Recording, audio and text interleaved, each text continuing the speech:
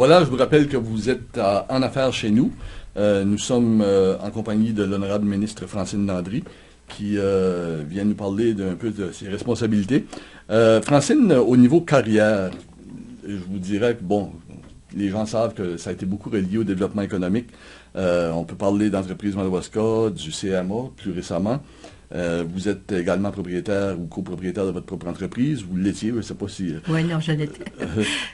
Alors, selon vous, que doit faire la région pour assurer son développement économique? Écoutez, je pense que la région a... En fait, il y a des choses qui sont importantes. Je pense que ce que la Chambre de commerce fait, c'est important, c'est de réunir les gens d'affaires pour du réseautage.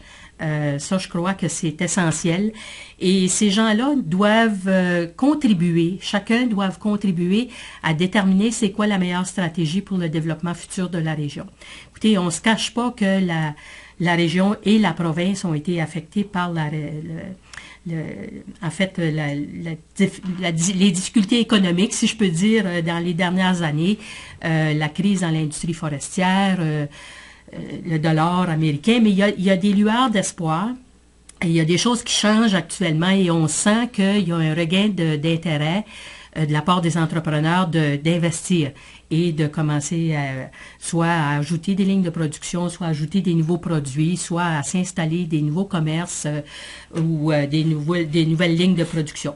Donc, faut miser là-dessus. Il faut miser davantage également sur nos atouts comme région. Notre proximité, le CMA l'a démontré, notre proximité avec les États-Unis, notre proximité avec le Québec, le Témiscouata.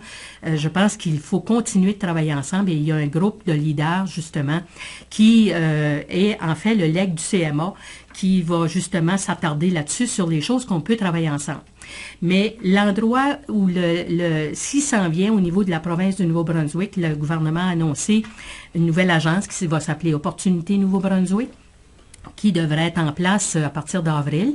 Et cette agence-là va remplacer Investir Nouveau-Brunswick et Développement économique, ou ça s'appelait Entreprise Nouveau-Brunswick, si je me rappelle bien. Et ça va être fondu dans une seule agence qui va s'appeler Opportunité Nouveau-Brunswick. Et je pense que la région doit s'assurer d'avoir une place importante et une voix dans la formation de cette nouvelle agence-là. C'est sûr que je vais y être, mais je pense qu'il y a de la place pour des gens d'affaires. Il y aura un conseil qui va être nommé pour diriger et conseiller Opportunité Nouveau-Brunswick. Donc, c'est important que les gens de la région soient bien représentés. Je fais également partie du Conseil de l'emploi. Ça, c'est ce qu'on appelle le Jobs Board. Tout ce qui est opportunité qui pourrait être potentiel pour le Nouveau-Brunswick, naturellement, est apporté à la table. Donc, c'est certain que je vais faire valoir les besoins de la région. Donc, c'est important de me nourrir, de m'apporter des projets, des idées, quoi que ce soit, des choses qui pourraient éventuellement faire en sorte que notre région se démarque. Et je vous encourage à travers la Chambre de commerce, à travers les chambres de commerce, parce qu'il y en a un autre également dans l'eau du comté qui est très active. Donc, je vous encourage fortement, soit à travers ces réseaux-là, soit à travers d'autres réseaux informels, de me parler, de m'amener les dossiers qu'on peut faire une différence et que je peux apporter au niveau du cabinet et du Conseil de l'emploi. Vous avez fait un peu allusion tout à l'heure à la crise forestière. On a eu justement comme invité des représentants de la Twin Rivers en décembre, puis ça semblait indiquer comme une certaine stabilité à venir au niveau de Twin Rivers, puis je pense que c'est important parce que c'est un moteur économique pour la région, n'est-ce pas? Tout à fait, tout à fait. J'étais vraiment... En fait, j'étais vraiment étonnée et très heureuse d'entendre le discours des gens de Twin Rivers. J'ai participé à ce dîner d'affaires, et j'étais très heureuse d'entendre ça parce qu'on avait l'impression depuis quelques années que c'était en mode survie, mais j'ai l'impression qu'ils sont actuellement en mode développement. Il y a des choses intéressantes qui se font, en termes de recherche. En fait, on a senti qu'il y avait des possibilités plus que juste de la survie, de garder l'entreprise en vie. Et ça m'a beaucoup plu. Il y a beaucoup d'avancements, comme on a pu voir. Oui, absolument.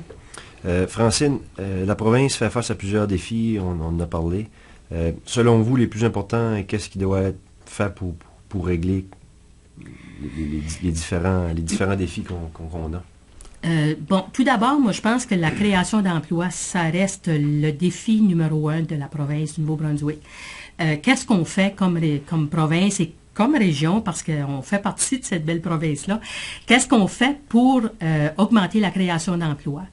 Et vous savez, quand on crée des emplois, ça crée des revenus pour la province. Et si on crée des emplois et que ça crée des revenus pour la province, ça va nous permettre de régler, en fait, le deuxième défi, qui est la situation économique de la province. Oui. Je pense que ça, c'est un défi très important, mais qui peut être, en fait, pour lequel on travaille, puis la façon de travailler à améliorer le déficit économique, c'est de créer des emplois. Et si notre situation et puis là, ça se rejoint toutes. Si on crée des emplois, la situation économique va s'améliorer. Et si notre situation économique s'améliore, on va avoir une meilleure qualité de vie à offrir à nos familles, à nos aînés, à nos enfants, au niveau du système d'éducation, de santé, etc. Donc, je pense que ça part de la création d'emplois pour améliorer l'économie, pour améliorer ensuite la situation des familles dans notre province et dans notre belle région. D'accord.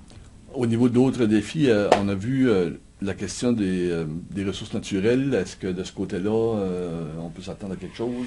Ben, écoutez, au niveau des ressources naturelles, à mon avis, là, tout de suite, il y a des entreprises dans le secteur forestier qui ont des projets d'agrandissement, qui ont des projets. Il semble que le prix, que les marchés sont meilleurs qu'ils n'ont jamais été. Donc, on sent que les gens qui sont dans ce secteur-là ont l'intention ou ont des projets d'agrandissement ou d'augmentation de production et de capacité de production. Donc, moi, je pense que c'est positif. C'est sûr que dans le nord de la province, c'est une de nos ressources naturelles la plus importante. On regarde, il y a peut-être des mines, il y a peut-être des choses ailleurs, mais chez nous, c'est ça. Et un autre projet important qu'on va entendre parler de plus en plus, c'est le projet Énergie Est. Donc, la pipeline qui va traverser, puis il faut miser là-dessus pour aller chercher des opportunités de création d'emplois pour notre région. Alors, voilà qui conclut l'émission. Encore une fois, Madame la ministre, nous vous remercions sincèrement d'avoir accepté notre invitation à participer justement à l'émission En Affaires chez nous, la première de la nouvelle année. Alors, on vous souhaite la meilleure des chances dans vos fonctions. Et puis, encore une fois, merci d'avoir accepté notre invitation. Merci, ça m'a fait plaisir.